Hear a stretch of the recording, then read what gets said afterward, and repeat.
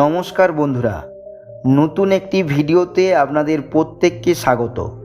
এই মুহূর্তে ঘূর্ণিঝড় রেমাল নিয়ে বিগ ব্রেকিং আপডেট চলে এসেছে।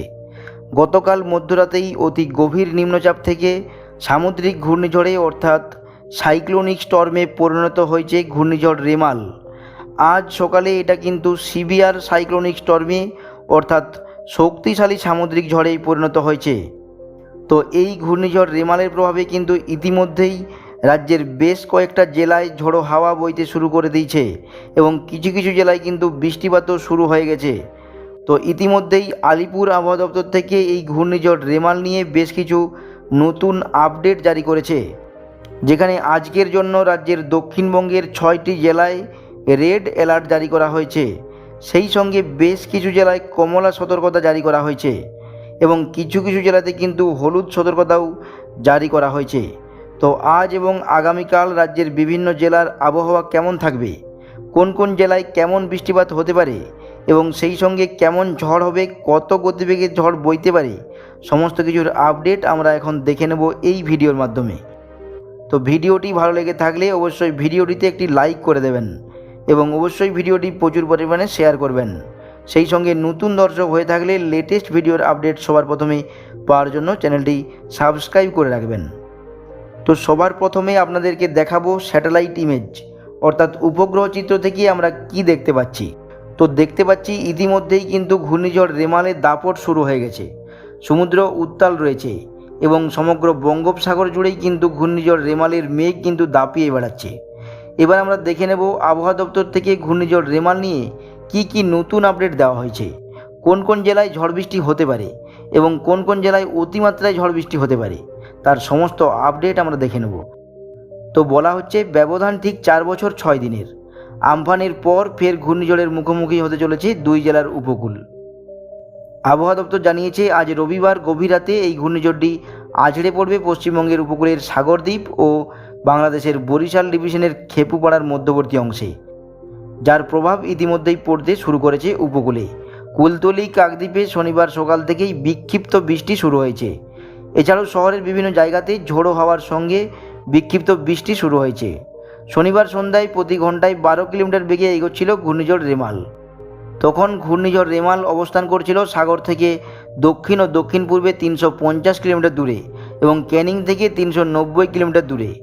ইতিমধ্যেই তীব্র ঘূর্ণিঝড়ে পরিণত হওয়া রেমাল আজ সকালে অতি তীব্র ঘূর্ণিঝড়ে পরিণত হবে বলে জানিয়েছিল আলিপুর আবহাওয়া দপ্তর।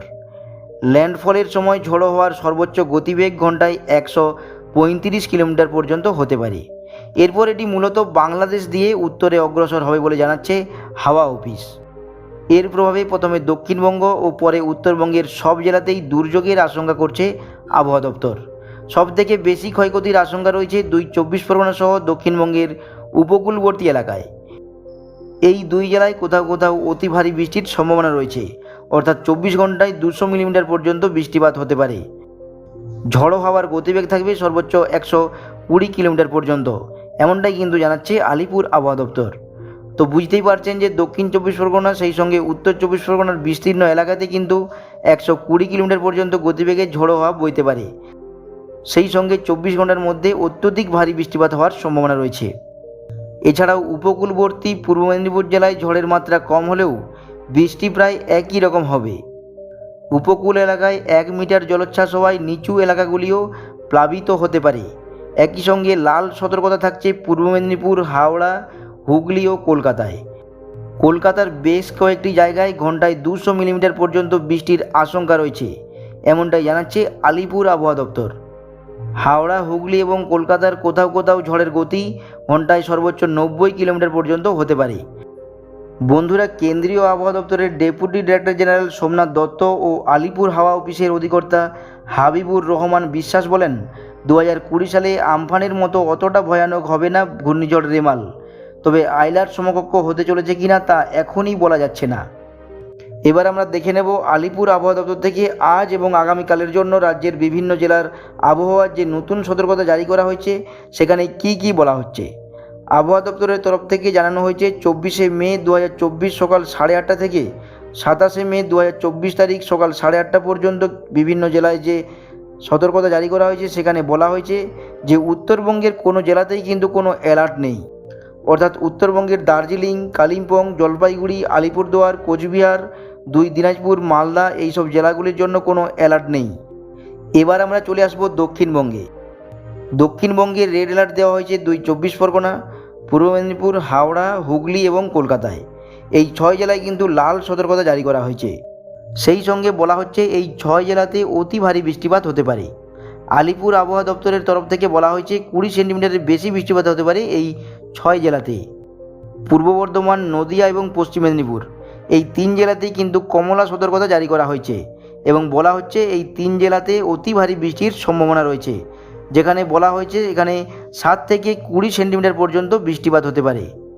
এছাড়া ঝাড়গ্রাম, বাঁকুড়া, পুরুলিয়া, পশ্চিম বর্ধমান, বীরভূম, মুর্শিদাবাদ এই সব জেলাতে কিন্তু আজকে ঝড় বৃষ্টির হলুদ সতর্কতা জারি করা হয়েছে, যেখানে বলা হয়েছে এই সব জেলাতে 7 থেকে 11 সেন্টিমিটার পর্যন্ত বৃষ্টিপাত হতে পারে। এরপর আমরা দেখে নেব আজকের জন্য রাজ্যের কোন কোন জেলায় ঝড়ের কী সতর্কতা দেওয়া হয়েছে, কোন কোন জেলায় কত কিলোমিটার বেগে ঝড়ো হাওয়া বইতে পারে। তো বলা হচ্ছে আজকে উত্তরবঙ্গের কোনো জেলায় ঝড়ের জন্য কোনো সতর্কতা নেই। এরপর আমরা দেখে নেব দক্ষিণবঙ্গের 24 পরগনা অর্থাৎ উত্তর 24 পরগনা এবং দক্ষিণ 24 পরগনা জেলায় কিন্তু রেড অ্যালার্ট জারি করা হয়েছে। আলিপুর আবহাওয়া দপ্তরের তরফ থেকে বলা হয়েছে এই 2 জেলায় 100 থেকে 120 কিলোমিটার গতিবেগে ঝোড়ো হাওয়া বইতে পারে। আলিপুর আবহাওয়া দপ্তরের তরফ থেকে বলা হয়েছে এই 2 জেলায় 100 থেকে 120 কিলোমিটার গতিবেগে ঝোড়ো হাওয়া বইতে পারে। সেই সঙ্গে কোনো কোনো জায়গায় কিন্তু ঝড়ের মাত্রা 130 কিলোমিটার ছাড়িয়ে যেতে পারে।